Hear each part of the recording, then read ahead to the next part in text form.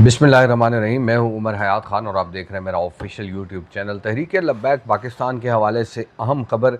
आज आज़ाद कश्मीर के मीरपुर डिवीज़न में इंतखाबात होने जा रहे हैं। 13 हलके हैं और इन 13 हलकों में आज पोलिंग का अमल जो है वो जारी है। इस वक्त जो हमारे पास इतलात आ रही हैं उसके मुताबिक आज़ाद कश्मीर के इन 13 हलकों में बड़ी स्मूथ पोलिंग जो है वो जारी है। और इस हवाले से आपको ये भी बताएं कि मीरपुर डिवीज़न में पहले मरहले में आज इलेक्शन होने जा रहे हैं और मुजफ्फराबाद डिवीज़न में होंगे 2 अगस्त को और पुंछ डिवीज़न में होंगे 10 अगस्त को।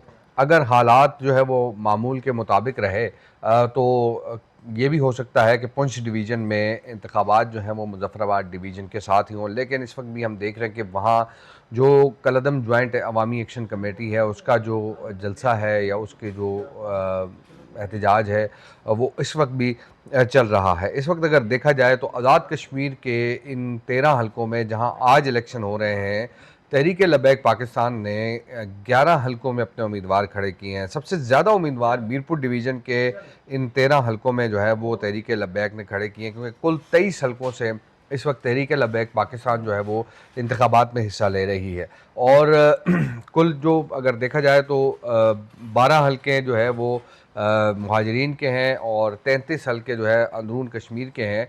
और अंदरून कश्मीर के 33 हलकों में से 23 हलकों में जो है वो जो उम्मीदवारान हैं तहरीक लब्बैक पाकिस्तान ने अपने खड़े किए हैं। अब तहरीक लब्बैक पाकिस्तान के कौन कौन से उम्मीदवार इन 13 हलकों से इलेक्शन ले रहे हैं, हिस्सा ले रहे हैं इलेक्शन में। मीरपुर डिवीज़न में हलका LA-1 मीरपुर 1 में ख्वाजा मोहम्मद ताहिर अयूब लोन ये उम्मीदवार हैं तहरीक लब्बैक पाकिस्तान के। और इनका इंतखाबी निशान जो है वो टोकरी है। क्योंकि ये इंतखाबी निशान इसलिए मैं कह रहा हूँ क्योंकि जो तहरीक लब्बैक पाकिस्तान को इंतखाबी निशान इस वजह से क्रेन का अलॉट नहीं किया गया क्योंकि तहरीक लब्बैक पाकिस्तान को आज़ाद कश्मीर में रजिस्टर नहीं किया गया, जिसकी वजह से ये मामला सामने आया है। और अब जो उम्मीदवारान हैं मुख्तलिफ इंतखाबी निशानों पर जो है वो इलेक्शन लड़ रहे हैं। इसी तरह LA-2 मीरपुर 2 से अताउर रहमान उनका इंतखाबी निशान जो है वो एक्सक्यूएटर है। और LA-3 मीरपुर 3 यहाँ से भी ख्वाजा मोहम्मद ताहिर अयूब लोन जो है वो टोकरी के इंतखाबी निशान पर इलेक्शन लड़ रहे हैं तहरीक लब्बैक पाकिस्तान की जानिब से। LA-5 भिंबर 1 से अल्लामा मोहम्मद खुर्शीद अहमद जो है वो इंतखाबी मैदान में मौजूद हैं और एक्सक्यूवेटर इनका भी इंतखाबी निशान है। LA-6 भिंबर 2 यहाँ से ताहिर हुसैन जो है वो व्हील चेयर के इंतखाबी निशान पर इलेक्शन लड़ रहे हैं। LA-7 भिंबर 3 से जवाद साबिर एक्सक्यूवेटर के इंतखाबी निशान पर इलेक्शन लड़ रहे हैं। और इसी तरह LA-8 कोटली 1 से वकास अहमद एक्सक्यूवेटर के इंतखाबी निशान पर इलेक्शन लड़ रहे हैं। और LA-9 कोटली 2 से मोहम्मद शब्बीर तबस्सुम ये भी एक्सक्यूवेटर के इंतखाबी निशान पर इलेक्शन लड़ रहे हैं। LA-10 कोटली 3 मोहम्मद शमून हाशमी हैं सीडी के इंतखाबी निशान पर इलेक्शन लड़ रहे हैं। इसी तरह LA-11 कोटली 4 मोहम्मद वकास वकार सीडी के इंतखाबी निशान पर इलेक्शन लड़ रहे हैं। LA-13 कोटली 6 से मोहम्मद अरसलान गाजी जो है वो एक्सक्यूवेटर के इंतखाबी निशान पर इलेक्शन लड़ रहे हैं। ये तो जाहिर है कि जब इंतखाबात होते हैं तो इंतखाबात में सारी चीज़ें सामने आती हैं। लेकिन 13 हलकों में आज जो होने वाले इंतखाबात हैं उसमें हम देख रहे हैं कि 11 हलकों से तहरीक लब्बैक पाकिस्तान ने अपने उम्मीदवार मैदान में उतारे हैं। अब तो ये जब शाम 5 बजे पोलिंग का अमल ख़त्म होगा उसके बाद जो नताइज और ख़ास तौर पे बैलेट पेपर्स की गिनती होगी तो उसके बाद पता चलेगा कि तहरीक लब्बैक पाकिस्तान की यहाँ पर क्या पोजीशन है। लेकिन जो इस वक्त ग्राउंड रियलिटीज़ हैं वो ये हमें बताती हैं कि बड़े पैमाने पर जो कैंपेन की गई है तहरीक लब्बैक पाकिस्तान की जानिब से वो बड़ी ज़बरदस्त की गई है। लेकिन जो मुस्लिम लीग नून और पीपल्स पार्टी है, जो वफाकी जमातें हैं जो आज़ाद कश्मीर में इलेक्शन लड़ रही हैं, उन्होंने एक दूसरे को काफ़ी लताड़ा है।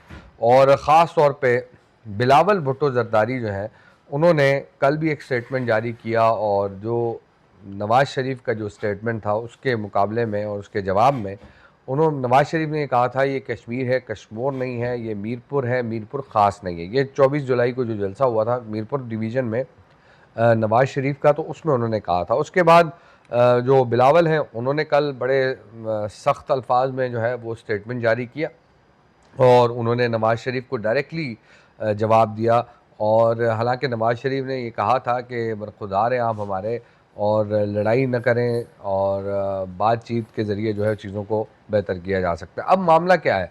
मामला ये है कि ये जमातें जो इस वक्त इलेक्शन लड़ रही हैं आज़ाद कश्मीर के अंदर, इन जमातों का अब पीपल्स पार्टी इस वक्त हुकूमत कर रही है और हुकूमत में मौजूद है। लेकिन कल बिलावल ने एक और स्टेटमेंट जारी किया और उसमें उन्होंने कहा कि ट्रूथ एंड रिकन्सिलिएशन कमीशन का मुतालबा मैं करता हूँ। भाई आप किस से ट्रूथ एंड रिकन्सिलिएशन कमीशन का मुतालबा कर रहे हैं? आपका सदर है, आपका वज़ीर आज़म है आज़ाद कश्मीर के अंदर, आप अपने सदर को, अपने वज़ीर आज़म को कहें कि ट्रूथ एंड रिकन्सिलिएशन कमीशन बनाए। अगर वो इतने बाख्तियार नहीं है कि वो कमीशन बना सके तो फिर वो हुकूमत में क्यों है? ये एक सबसे बड़ा इशू है कि हमेशा सियासतदान ये कहता है कि हमसे जो फ़ैसले करवाए जाते हैं वो फ़ैसले हमारे नहीं होते और हमेशा ये सियासतदान अपनी कमियां, अपनी कोताहियां और अपनी चीज़ों का मलबा किसी और पे डालने की कोशिश करते हैं। ये सबसे बड़ा अलमिया है। अब जाहिर है कि जब बिलावल ये बात कर रहे हैं और बिलावल को ये बात करने की ज़रूरत क्यों पेश आई? क्योंकि बिलावल जो है खुद ये काम नहीं करना चाहते और उनकी अपनी हुकूमत से नहीं करवाना चाहते। अब जब आपकी हुकूमत ने जॉइंट एक्शन अवामी कमेटी को कलअदम करार दिया है तो थोड़ी सोली रिस्पॉन्सिबिलिटी लें फिर इस पर। और दूसरी जानिब आप ये कहते हैं कि जनाब नहीं जी, आपके जो सदर हैं जिनके दस्तखत से ये पाबंदी लगी थी, आप ये कह रहे हैं कि नहीं जी हमने तो की ही नहीं। तो जब आप इस तरह के दबाव को बर्दाश्त नहीं कर सकते तो सियासत में क्यों है? हमेशा हम ये देखते हैं कि सियासतदान जो है वो ख़ुद को बरी ज़िम्मा करार देने के लिए सारे के सारा जो मलबा है वो किसी और पे डाल देते हैं। अब इमरान खान की एग्जांपल ले लें, नवाज़ शरीफ की एग्जांपल ले लें। इमरान खान जब थे तो वो कहते थे सारे फैसले मैं खुद करता हूँ और हम एक पेज पे हैं, और जब हुकूमत से हटाया गया तो कहते हैं नहीं जी मेरे पास तो इख्तियार ही नहीं था, सारे फैसले तो वो करते थे। और आज भी यही सिचुएशन है। आज भी जो है वो ये कहते हैं कि जी नहीं जी हम एक पेज पे हैं। अब जब ये हुकूमत से जाएंगे तो कहते हैं नहीं जी हमने तो कोई फैसला किया ही नहीं। अब शहबाज शरीफ की मिसाल ले लें, आप बिलावल की मिसाल ले लें। मतलब आपने अवाम को क्या समझा हुआ है? अवाम नहीं समझते इस चीज़ को कि आप पर्क्स एंड प्रिविलेजेस यानी मरात आप जो है वो ले रहे हैं और आप कहते हैं नहीं जी। अब सदर पाकिस्तान कौन है? आसिफ अली ज़रदारी है। चेयरमैन सेनेट कौन है? यूसुफ रज़ा गिलानी है। गवर्नर खैबर पख्तूनख्वा कौन है? फैसल करीम कुंडी है। और गवर्नर पंजाब कौन है? वो भी पीपल्स पार्टी का है। तो जब ये चीज़ें सामने आती हैं तो जनाब गवर्नर और तमाम आइनी ओहदे जब आपके पास है, डिप्टी स्पीकर कौमी असम्बली में कौन है जी? वो भी पीपल्स पार्टी का है, सैयद गुलाम मुस्तफ़ा। तो ये सारी चीज़ें ऐसी हैं कि जिससे ये जाहिर होता है कि जनाब आप अगर आवाम को डिलीवर नहीं कर सकते और आप आवाम के जज्बात के साथ खेल रहे हैं तो फिर आप छोड़ दें इक़्तिदार। जब आप ये कहते हैं कि हम फैसले करने में बाख्तियार नहीं हैं तो आप क्यों जो है इस वक्त मौजूद हैं ऐवान इक़्तिदार में? एक तरफ तो पीपल्स पार्टी जो है वो ये कहती है कि जनाब हम अपोजिशन करेंगे, लेकिन दूसरी जानिब हुकूमती इमरात, हुकूमती मज़े भी इंजॉय किए जा रहे हैं। तो इसलिए थोड़ा सा अवाम पर रहम खाए। अवाम आपकी इन तमाम चीज़ों को समझते हैं।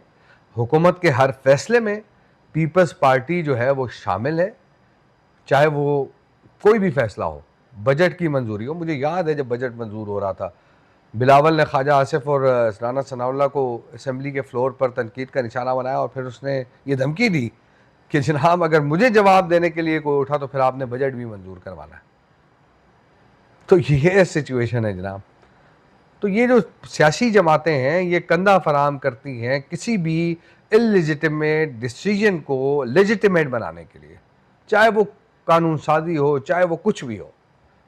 तो जनाब जब आप इस तरह की चीज़ें करेंगे तो फिर आप ज़ाहिर है फिर इसीलिए तो जब आप वोट का या इंतखाबात का अमल होता है तो टर्न आउट जो है वो कम रह जाता है, फिर लोग निकलते ही नहीं आपको वोट देने के लिए। जो सेंसिबल लोग हैं वो तो घरों से ही नहीं निकलते कि क्यों हम लाइनों में इनके लिए जलील व ख्वार हों कि जो कहते हैं हमारे पास फैसले करने का अख्तियार ही नहीं है। तो मुझे तो बिलावल की इस बात पे बड़ी हंसी आई थी कल जब मैंने उनका वीडियो पैगाम देखा कि ट्रूथ एंड रिकन्सिलिएशन कमीशन जो है वह बनाया जाए। बिलावल को किसी ने बड़ी सलीस उर्दू में लिख के दिया था कि सच और मफाहिमत कमीशन। जी हाँ, ट्रूथ एंड रिकन्सिलिएशन कमीशन। तो आप क्यों अवाम के जज्बात के साथ खेलते हैं? अवाम आपको समझते हैं। अब तहरीक लब्बैक के हवाले से ज़ाहिर है कि तहरीक लब्बैक पाकिस्तान जो है वो इंतखाबात का हिस्सा है, और मैंने आपको ये बताया कि तहरीक लब्बैक पाकिस्तान जो है इस वक्त जो मेरे पास अभी रिसेंट जो एक इत्तला ये भी आई है कि तहरीक लब्बैक पाकिस्तान के जो 11 उम्मीदवारान हैं, वो उनमें से एक उम्मीदवार जो है वो 2 हलकों से इंतखाब लड़ रहे हैं। ख्वाजा मोहम्मद ताहिर अयूब लोन, जो कि हल्का LA1 मीरपुर 1 से और LA3 मीरपुर 3 से ये इलेक्शन लड़ रहे हैं। और पोजीशन जहाँ तक है तो ज़ाहिर है कि तहरीक लब्बैक पाकिस्तान के जो उम्मीदवारान हैं उनके पास तहरीक लब्बैक पाकिस्तान का इंतखाबी निशान तो नहीं है, लेकिन अल्लामा खादिम रिजवी, हाफिज़ साद हुसैन रिजवी, हाफिज़ अनस रिजवी, इनकी तस्वीरों के बैनर जो है वो हमें नज़र आ रहे हैं जगह जगह। मुख्तलिफ जो हलके हैं जहाँ जहाँ से तहरीक लब्बैक पाकिस्तान के कैंडिडेट्स जो हैं वो इलेक्शन लड़ रहे हैं। तो जनाब देखते हैं कि शाम 5 बजे इसके नताइज आएंगे और क्या सिचुएशन बनती है। अपना बहुत सारा ख्याल रखिए, दुआओं में याद रखिए। अल्लाह निगहबान।